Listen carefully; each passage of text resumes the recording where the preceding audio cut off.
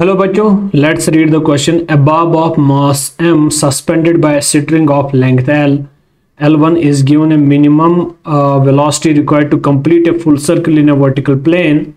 At the highest point, it collides elastically with another bob of mass m suspended by a string of length L2, which is initially at rest. Both the strings are massless and inextensible.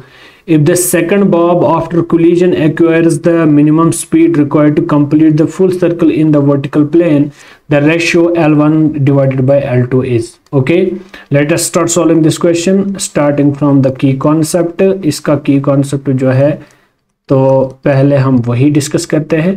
की concept इसका ये बनेगा, एक तो इसके अंदर जो है एनर्जी कंजर्वेशन का यूज होने वाला है, एनर्जी कंजर्वेशन का यूज होने वाला है.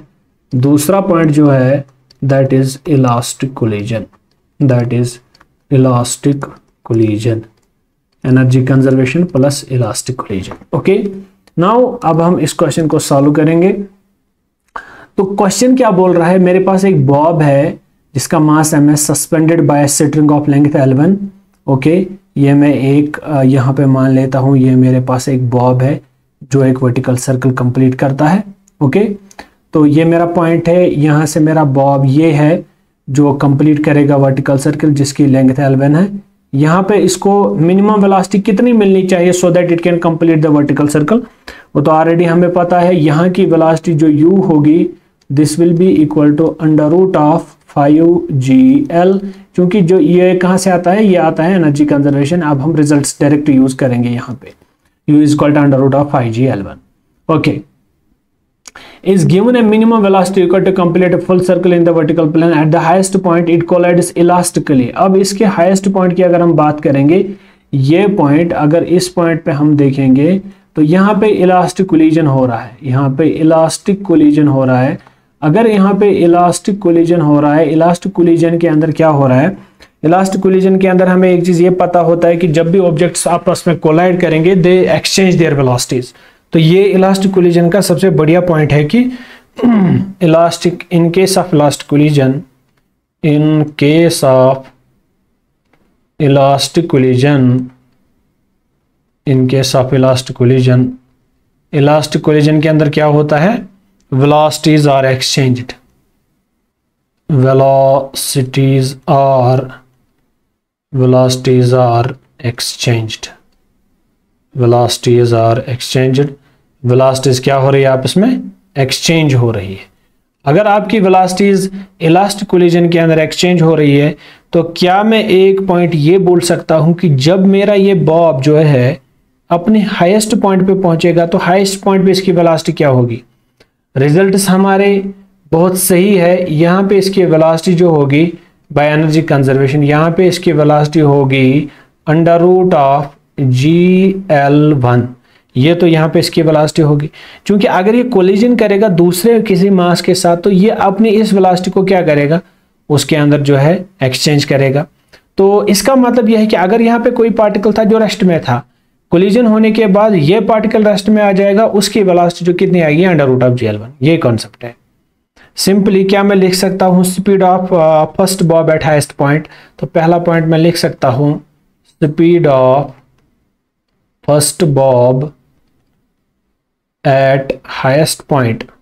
Speed of first bob at highest point अगर हम पहले ये देखेंगे, speed of first bob at highest point, at highest point, highest point पे फर्स्ट बॉब की स्पीड कितनी होगी, that will be simply equal to जो मैंने ऑलरेडी बोला under root of g into L1. Okay, चूंकि इलास्टिक कोलिजन की बात हो रही है, मैं लिख सकता हूं for elastic collision, for elastic collision velocities are exchanged, for elastic collision between objects of same mass, for elastic collision between objects, ये तो कंडीशन है, between objects of same mass, between objects of same mass. तो क्या हो रहा है, जो velocities है, velocities are exchanged, velocities are exchanged.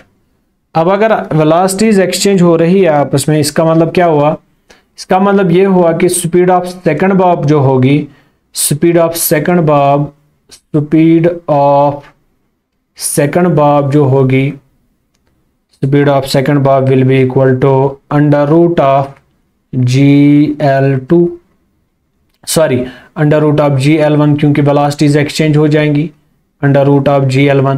Concept यही है, जो बॉब आपका हाईएस्ट पॉइंट पे था उसके साथ कोलाइड करने के बाद इनकी वेलोसिटी जो है आपस में क्या हो जाएगी, एक्सचेंज हो जाएगी। इसका मतलब speed of second bob at highest point will be equal to under root of GL1।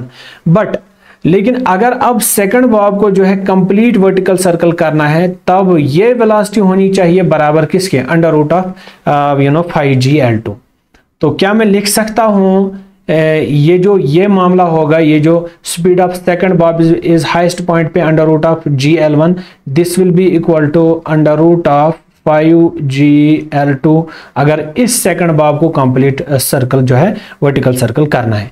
तो इसका मतलब ये हुआ कि रूट और रूट आपस में कैंसिल हो जाएंगे, this will be GL1 is equal to 5GL2।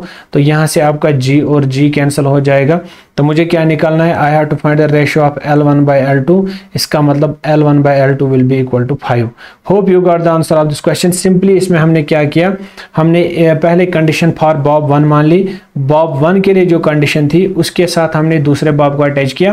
अब इस वाली सिचुएशन को क्या किया हमने, इलास्टिक कोलिजन के दौरान इसकी वेलोसिटी जो है एक्सचेंज हुई इसके साथ और ये रेस्ट में आ गया। तो अगर सेकंड बॉब को कंप्लीट करना है वर्टिकल सर्कल तो उसकी वेलोसिटी होनी चाहिए अंडर रूट ऑफ 5GL2। उसको इक्वेट किया, सिंपली हमने L1/L2 का रेशियो निकाला है and that is equal to how much, that is equal to 5। Thank you.